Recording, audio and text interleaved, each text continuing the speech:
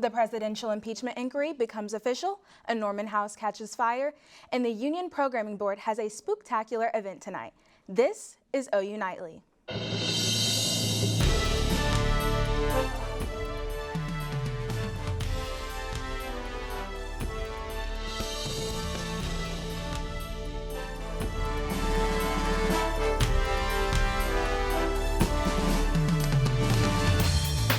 Hello, thanks for joining us for OU Nightly. I'm Mariah Conduff. And I'm Cal Day. We begin with what is unfortunately a common occurrence on these bitter cold nights. A house fire not far from campus sent billowing smoke across central Norman this morning. Inside the fire, an elderly couple. OU Nightly's Cheyenne Plummer spoke to the homeowner, who says they are very grateful things were not worse. Out and there's all this smoke. The fire started in a detached garage, and the couple inside had no idea it was even going on or how much they could have lost. I don't know how much damage is done, but it's in the back of the house, which would mean a back porch, maybe part of the kitchen and a bathroom and a bedroom would have some damage. Even through loss, Jean is finding a way to stay grateful. I am mostly concerned about my memorabilia. The rest doesn't mean much to me, but I walked out the door and saw the wonderful people that live on my street, and I don't know what more you could ask for. The firefighters acted quickly, and luckily, no one was injured. Cheyenne Plummer, OU Nightly. Now the fire spread from the garage to part of the back porch and briefly into the attic before firefighters could completely put the flames out. The cause of the fire is still under investigation, but firefighters tell us, especially during the first cold snap of the season, people are more likely to use space heaters to stay warm. And a few reminders when using space heaters. First, make sure you have a newer model that will turn off if it is accidentally tipped over. Also, make sure there is nothing within a 5-foot radius of the space heater, and always turn it off and unplug it when you are leaving your home. And another night of bone-chilling temperatures on this Halloween night, Mariah. Jack Maney joins us live at the National Weather Service, where trick-or-treaters have moved indoors.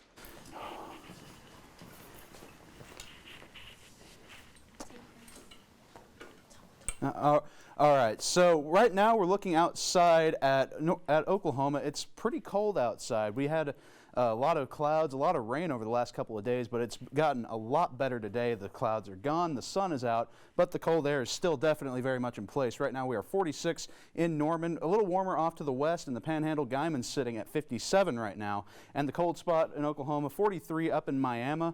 They're feeling it just bitter cold up there for this time of year.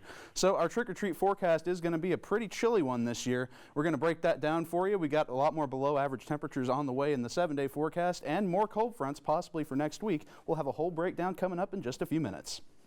Thanks, Jack. A historic day in the nation's capital. The House of Representatives formalized the impeachment inquiry into President Trump. The vote, split almost entirely along party lines, set the stage for the next more public phase in the investigation. Mary Maloney is in Washington to explain. The resolution is adopted without objection. The motion to reconsider is laid upon the table. A divided House sent a message. The impeachment inquiry into President Trump is moving forward. It's a sad day because nobody comes to Congress to impeach a president of the United States. No one. The step is significant. For the first time in the Trump presidency, representatives voted on the record and set rules to make the impeachment process more public. As the inquiry proceeds, we'll decide whether we'll go forward with impeachment. That decision has not been made. At issue, a whistleblower complaint alleging the president pressured Ukraine to investigate a Democratic rival. The political polarization into the Democratic-led investigation on full display. No Republican voted for the measure. 2 Democrats voted no on the resolution. Not only did every single Republican reject the Soviet-style impeachment process, but we were even joined by Democrats who couldn't stand it anymore. Almost immediately, President Trump reacted to the decision, tweeting, "The greatest witch hunt in American history." In the sham that has been putting this country through this nightmare. This is the 3rd time the House of Representatives voted on an impeachment inquiry into a sitting president. While it's unclear how quick the investigation will be, What is clear, the process will consume the country's attention before the 2020 elections. In Washington, I'm Mary Maloney. And that was Mary Maloney from CNN. And Jackson Wojan joins us now in the News Center with a look at what's happening around the country tonight. Jackson. There wasn't only one house fire. There wasn't only a house fire today, but two fast-moving wildfires blew through this morning in Southern California, bringing the current total fires to 5, which firefighters are battling and trying to gain control of. Yesterday, we reported that top wind speeds of 70 miles per hour set off the blazes, and today about 5,300 homes and businesses are still affected by electricity shutoffs to millions of people. ISIS confirmed the death of al-Baghdadi today and named Abu Ashbrim al-Hashmir its new leader.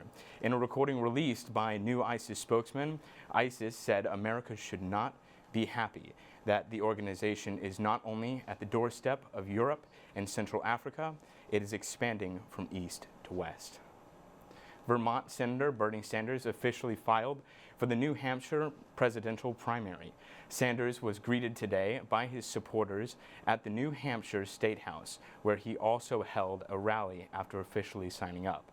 Sanders expressed to reporters he was proud of his campaign and he would not take New Hampshire for granted and would run his campaign aggressively there. And finally, in a definite affair, California Congressman Katie Hill says she leaves the House as a victim of a double standard involving a messy divorce, gutter politics, and nude photos released to the public. That is all here. Back to you guys at the desk. All right, thank you very much, Jackson. Well, tonight, staying on campus after dark is even scarier as the halls of the Union turn haunted this Halloween night. The Union Programming Board is hosting Haunt the Union, but this year we'll see a technical twist. Those who dare can manipulate their experience through an app by touching a button, dictating the reaction by actors. I'll let you in on a little secret. I hate haunted houses. The pure irony of that astounds me every single day. But I'm enjoying it, so I promise you will too. Our actors are phenomenal. We have the best team on this project. Absolutely, you should come. A check-in for the spooktacular adventure will begin at 7 o'clock tonight in the Will Rogers Food Court. And local game creators are getting their shot. Coming up, we tell you how you can promote your idea. Plus, UPS Brown Friday is coming up. Find out how you can make some extra cash ahead of the holiday season when OU Nightly continues.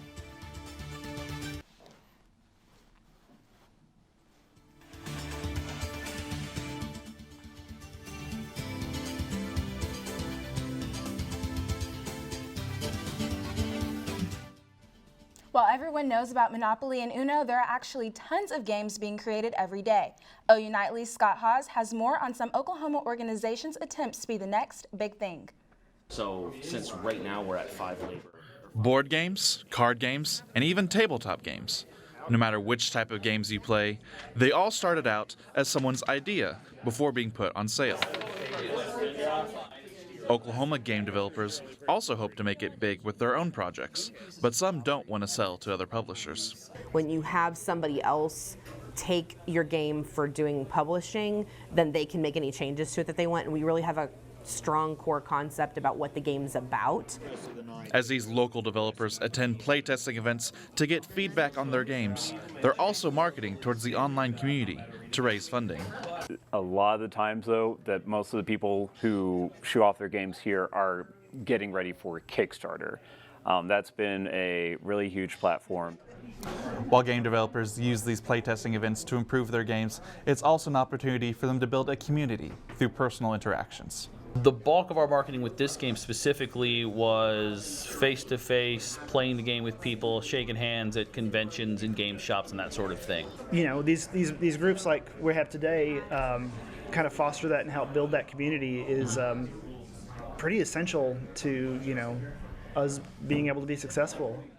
Getting others interested while having fun, that's what game developers desire when creating their games for the public, and in doing so, have a good time themselves. Scott Haas, OU Nightly. And if you're interested in showing off your own game, the Board Cafe, Loot, and XP offers playtesting events on the last Saturday of every month. Now, it's only Halloween, but believe it or not, some reports say that some people are already getting the jump on their holiday shopping. Here's Robert McGee in Money Matters. Thanks, Cal. According to the National Retail Federation, 40% of consumers start their holiday shopping before Halloween. Not only that, some early bird shoppers even start as early as September. Doing this helps shoppers spread out their purchases and ease the burden on their wallets. Besides shopping earlier, customers are spending more money on gifts as well. We can expect holiday sales for 2019 to increase by 4%, totaling more than $700 billion this year alone.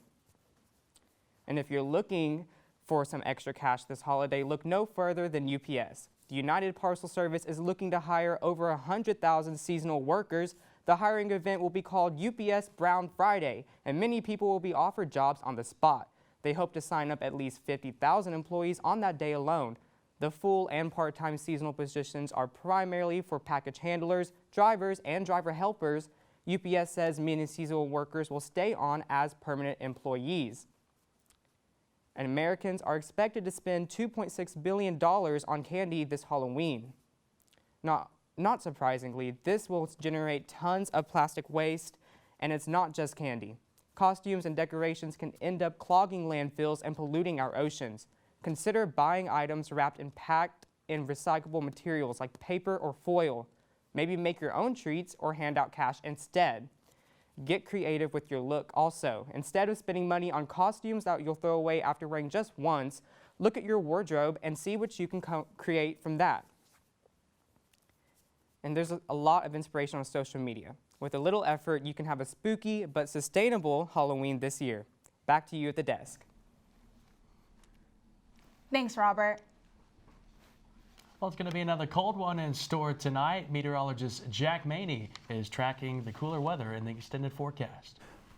That's right. We're going to have a much cooler Halloween this year than we've had the last several years. We'll break down all of that coming up next.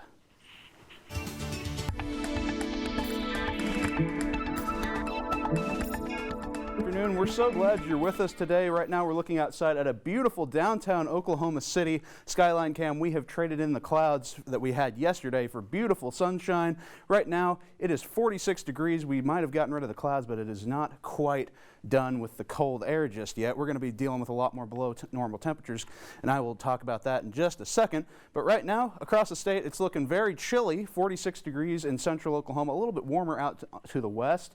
It's really with the sunshine, it's not as bad as it has been the last couple of days, but it's still pretty chilly. You want to make sure you got those jackets on. Looking ahead towards tonight, our trick-or-treat forecast. If you're getting outside there, taking the kiddos trick-or-treating tonight, it's going to be a chilly one, a lot chillier than we've had the last several years. 46 degrees at 6 p.m., getting down into the 30s and possibly approaching freezing by 10 p.m. tonight.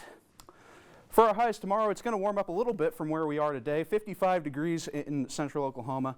50s off to the east. It's going to be still below normal for this time of year for sure.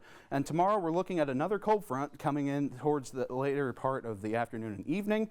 That cold front's going to be very weak. It's just going to be mostly a wind shift. But what that will do for our weekend is that will bring in high pressure, and that will keep our weekend cooler and also dry. So looking ahead towards next week, that high pressure sticks around, and then for next couple of days it's going to be cool below normal, but sunny and bright outside. So for the next couple of weeks, it's going to be for the next week, it's going to be nice on Monday, but then we start cooling off on Tuesday. We've got a cold front coming in, and then another more powerful cold front possibly coming in around this time next week. It's interesting that you're saying the words heating up a little bit, but we're still seeing 50s. Well, relative terms is what we're talking about. It's still pretty cold outside. That frostbite, it really does set in pretty looks fast. Looks like the frostbite's got you there, Jeff. Yeah, I slept with my arm outside of the blankets last night. It's a thing that happens sometimes. All right, thanks, Jack. Absolutely. Well, a quick turnaround for Kyler Murray and the Cardinals as they kick off Week 9 of the NFL season. Yeah, that's right, Janae. They'll have their work cut out for them as they host the undefeated 49ers in primetime tonight. That's right, the Cardinals are in for a tough matchup for sure. And it's senior night, OU Texas, and Halloween. Beware, sports is on tap.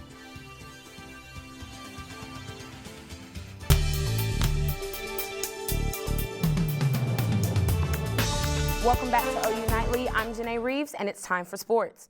The Washington Nationals capped off an amazing comeback season with a Game 7 win in Houston last night to capture their first World Series championship in franchise history. Nats ace Max Scherzer went from a stiff neck on Sunday to a star last night. 5 strong innings kept the Nats in it. Still, the Astros led 2-0 in the 7th when Anthony Rendon homered to left to cut the deficit in half. 2 batters later, it was 36-year-old Howie Kendrick knocking off the foul pole in right and 2 that shot the to the 9th inning. By then, it was 6-2 Nationals when Daniel Hudson closed the door. And for the first time in any major American sport, the road teams led a championship series. Kyler Murray's rookie season rolls along tonight as the Cardinals have the 49ers coming to town at 7:20. Jimmy Garoppolo and San Fran will try to join New England as the NFL's only undefeated teams. The Sooners played down to the wire last night in the battle against the number 3 ranked Baylor Bears. OU Texas took charge defensively. It just wasn't enough. Junior Keaton Kinley led the team with 26 digs, while junior Paige Johnson contributed 19. On the offensive side, grad transfer Ashlyn Dunbar recorded another double-double and led the team with 18 kills on the night. The Sooners fell short in the 5-set matchup, 3-2. The OU soccer team hosts its final home game of the season in a Red River Showdown tonight at 7. Seniors Kaylee Dow, Christina O'Donnell, and Ivana Rivas will be honored during senior night at John Craig Field. Senior night too, and Halloween, so it's like a lot into one game, so it's super exciting to have a rivalry on that night. Crowd's going to be probably a little bit bigger, especially because of it is senior night and we're playing Texas, so it's always exciting that we know we're going to have a bigger crowd. Men's basketball got the season tipped off with an exhibition win over Southeast Oklahoma on Tuesday night. Then Wednesday was the annual Media Day session. They hope to improve on last year's one-and-done performance in the NCAA tournament. I'm excited about the group. They've worked hard since June. They've had great energy, great enthusiasm. Again, they'll grow. Be fun to watch this group grow and become a better basketball team each day. And they're excited about doing that. Last night, the Thunder suffered a close 102-99 loss to the Portland Trail Blazers. Netherlands Noel put up 15 points and 14 rebounds, but the Thunder only made 4 of 27 three-point shots. The Thunder dropped to 1-4 on the season and will play again Saturday. As if the 121-110 loss wasn't tough enough, the Warriors will be without point guard Steph Curry for a while. Curry went up for a layup, tried to brace himself with his right hand, came down on it, and broke it. And it has not been reported on whether or not the hand will need surgery. Still on the court last night, the Sixers were blowing out the Timberwolves 75-55 in the third quarter. Next thing we know, a fight breaks out. Joel Embiid and Karl Anthony Towns went at it and were later on ejected from the game. It's always good to see a little rumbling on the court. They always usually stop it, so it was pretty exciting. Man, they wanted drama. They got drama. I've never seen anything like that on the court. Exactly. Thanks, Janae. Trick-or-treating is underway in Norman right now. That's right. Up next, we're live at an indoor spot for those little candy grabbers.